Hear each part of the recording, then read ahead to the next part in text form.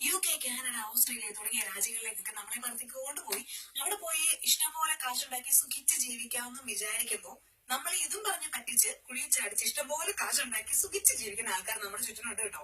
കുറെ റിക്രൂട്ട്മെന്റ് ഏജൻസികൾ. അപ്പോൾ ഇത്തരം ഏജൻസികളെ വിശ്വസിക്കുന്നതിന് മുന്നേ ചില കാര്യങ്ങൾ ശ്രദ്ധിക്കാനുണ്ട്. ഇവര് രജിസ്റ്റേർഡ് ആണോ അറിയണ്ടേ? കാണിച്ചു തരാമേ. www.emigrate.gov.in എന്ന വെബ്സൈറ്റ് തുറക്കാം. ഇതിന്റെ ഇവിടെ കണ്ടോ ഫൈൻഡ് റിക്രൂട്ടിംഗ് ഏജന്റ്, അതിൽ ക്ലിക്ക് ചെയ്യാം. എന്നിട്ട് ഇവിടെ ഇപ്പൊ നമ്മൾ ഉദ്ദേശിക്കുന്ന ഏജൻസി ഇപ്പൊ ഗവൺമെന്റിന് നമുക്കറിയാം നോർക്ക. അപ്പം നോർക്ക എന്ന് നമ്മൾ ഇവിടെ ടൈപ്പ് ചെയ്തു. YFZYMF. ഓക്കെ, നമ്മൾ സെർച്ച് ചെയ്യുവാണേ.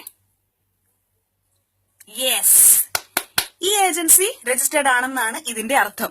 ഇനി എങ്ങാനും നമ്മൾ എടുത്തു നോക്കുന്ന ഏജൻസിയുടെ പേര് ഇവിടെ കണ്ടില്ലെങ്കിൽ അതിന്റെ അർത്ഥം ഗവൺമെന്റ് രജിസ്ട്രേഷൻ ഇല്ലാത്ത തട്ടിപ്പ് കാണിക്കുന്ന ഏജൻസി ആണെന്നാണ് കേട്ടോ. അപ്പൊ ഇത്തരത്തിൽ കുരുക്കി പോയി ചാടരുത്.